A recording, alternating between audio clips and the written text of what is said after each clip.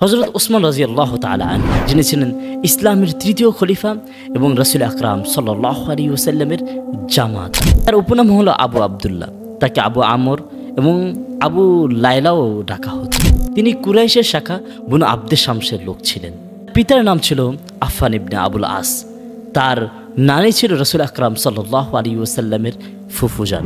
তিনি শুরুর দিকেই হযরত আবু বকর সিদ্দিক রাদিয়াল্লাহু তাআলা আনহুর ডাকে সাড়া দিয়ে ইসলামের সুশীতল ছায়ায় আশ্রয় গ্রহণ করেন। তার উপাধি ছিল যুন্নুরাইন তথা দুই নূরের অধিকারী, কেননা তিনি রাসূল আকরাম সাল্লাল্লাহু আলাইহি ওয়াসাল্লামের কলিজার টুকরা দুই কন্যা সন্তানকে বিবাহ করেছিলেন। শুধু তাই নয়, রাসূল আকরাম সাল্লাল্লাহু আলাইহি ওয়াসাল্লাম বলেছিলেন, আমার যদি অন্য কোনো সন্তান থাকতো, অন্য কোনো মেয়ে থাকতো, তাহলে আমি তাকেও ওসমানের সঙ্গে বিবাহ দিয়ে দিতাম। এটা ছিল তার এক অনন্য বৈশিষ্ট্য।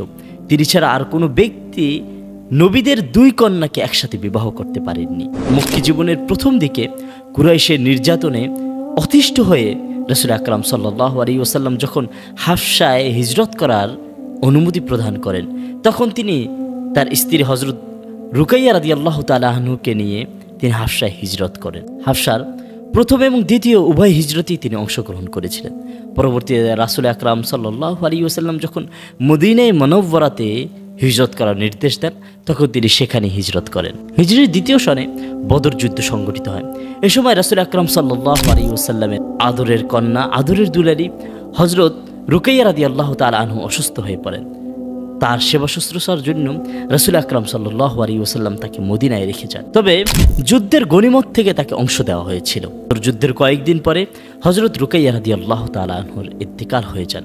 এরপর রাসূল আকরাম সাল্লাল্লাহু আলাইহি ওয়াসাল্লাম উম্মে কুলসুম রাদিয়াল্লাহু তাআলা আনহুকে তার সাথে বিবাহ দেন। হযরত ওসমান রাদিয়াল্লাহু তাআলা আনহুর এমন কিছু বিশেষত্ব ছিল, এমন কিছু বৈশিষ্ট্য ছিল, যা আজও ইতিহাসে জাজল্যমান হয়ে রয়েছে। একত তিনি ছিলেন যুন্নুরাইন।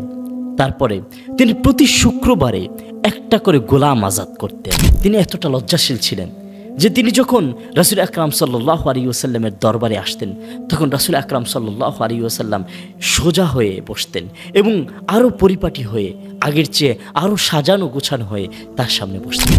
শুধু তাই নয়, তিনি যেই দিন রাসূল আকরাম সাল্লাল্লাহু আলাইহি ওয়াসাল্লামের কাছে যেই হাতে বায়াত গ্রহণ করেছিলেন, ওই হাত দিয়ে তিনি কখনো তার লজ্জাস্থান পর্যন্ত স্পর্শ করেনি। তিনি ছিলেন এক মহাদানবীর, যার দানশীলতার উপাখ্যান, যার দানশীলতার রূপকথা আজও মানুষ শ্রদ্ধা বলে স্মরণ করে। তাবুক যুদ্ধের সেই দানশীলতা আজও মানুষকে ভাবিয়ে তোলে। তিনি ছিলেন কোমল চরিত্রের অধিকারী এবং নরম স্বভাবের। মানুষের প্রতি দয়া দেখানো, মানুষকে ভালোবাসা, মানুষের প্রতি রহমশীল হওয়া, এটা ছিল তার চরিত্রের অন্যতম একটা বৈশিষ্ট্য। কখনো ব্যক্তিগত কাজে পরিবারের কাউকে আদেশ করতেন না। গভীর রাত্রে যখন তিনি আল্লাহ তাআলার সাথে কথোপকথনের জন্য নামাজের মুসাল্লায় দাঁড়িয়ে যেতেন, তখন সেই উজু করার যে পানিটুকু, এটাও তিনি নিজে গরম করতেন এবং নিজে বহন করে নিজে উজু করতেন। রাসূল আকরাম সাল্লাল্লাহু আলাইহি ওয়াসাল্লাম তার ব্যাপারে বলেন, জান্নাতে প্রত্যেক ব্যক্তির জন্য একজন বিশেষ সঙ্গী থাকবে, আর আমার সঙ্গী হবে হযরত ওসমান। পাহাড় সম অঢেল ধন সম্পদ থাকা সত্ত্বেও তিনি সাদামাটা জীবনযাপনকে বেছে নিয়েছিলেন। হাসান বসরি রাদিয়াল্লাহু তাআলা আনহু বলেন, চাচাজানকে যখন দেখতাম মসজিদে নববীতে শুয়ে থাকতেন, শাসক হওয়ার পরে তিনি এভাবে শুয়ে থাকতেন, অন্য মানুষরাও তার পাশে এসে শুয়ে থাকত। এবং যখন তিনি ঘুম থেকে উঠতেন, তখন তার শরীরে কঙ্করের দাগ বসে থাকত। তিনি মানুষকে খাওয়াতেন উজাড় করে, কিন্তু তিনি কি খেতেন জানেন? ঘরে এসে জাইতুন এবং সিরকা দিয়ে তিনি রুটি খেতেন। কুরআনের প্রতি তার ইশক এবং মহব্বত ছিল খুবই নিখুঁত। কারো কারো মতে 4 খলিফার মধ্যে একমাত্র তিনিই ছিলেন কুরআনের হাফেজ। বর্ণনায় জানা যায় তিনি এক রাকাতে সম্পূর্ণ কুরআন শেষ করেছিলেন। কুরআন যেন সকলের জন্য পড়তে সুবিধা হয়, এজন্য তিনি আরবের বিভিন্ন আঞ্চলিক ভাষায় কুরআনকে পড়ার অনুমতি প্রদান করেছিলেন। বিভিন্ন ভাষায় এবং বিভিন্ন ধরনে অনারবদের জন্য কষ্টকর হয়ে যাচ্ছিল এবং এটা ফিতনা সৃষ্টি হয়েছিল। এজন্য ওসমান রাদিয়াল্লাহু তাআলা আনহু শুধুমাত্র কুরাইশদের উচ্চারণ বাকি রেখে সমস্ত উচ্চারণে কুরআনুল কারীম পড়াকে নিষিদ্ধ ঘোষণা করেন। অতঃপর সারা দুনিয়ায় কুরআনুল কারীমের সেই পাঠরীতি চালু হয়ে যায় এবং আজও অবধি সেটাই চলে আসছে। 24 সনে হযরত ওসমান রাদিয়াল্লাহু তাআলা আনহুর খেলাফত অনুষ্ঠিত হয়। হযরত ওমর রাদিয়াল্লাহু তাআলা আনহুর শাহাদাতের 3 দিন পরে হযরত আব্দুল্লাহ ইবনে মাসউদ রাদিয়াল্লাহু তাআলা আনহু বলেন, আমরা আমাদের ভিতরে সর্বশ্রেষ্ঠ মানুষের হাতে বায়াত গ্রহণ করেছি।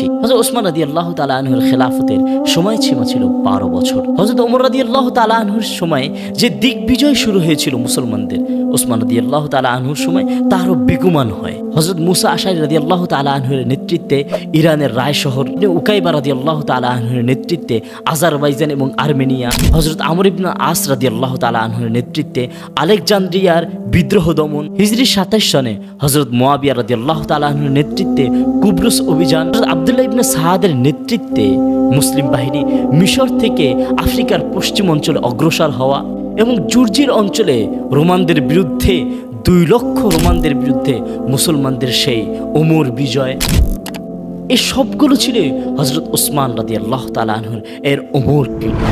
শুধু তাই নয় তাবরিস্তান, খোরাসান, নিশাপুর, তুষ, মারব, জুজাজান, বলখ ইত্যাদি সমস্ত কিছু ছিল তার খেলাফতের অমর কীর্তি। অভিযান পূর্ব পশ্চিম দিকের বিস্তৃত অঞ্চল ইসলামী খেলাফতের অধীনে চলে আসে এবং সমস্ত পারস্য বিজিত হয়। সাসানীদের শেষ সম্রাটের পতনের মাধ্যমে এই রাজবংশেরও বিলুপ্তি করে দেয় মুসলিম বাহিনী। তিনি 35 হিজরি সনের 19 তারিখে জুমার দিন বিদ্রোহীদের হাতে নির্মম শাহাদাতের শিকার হন।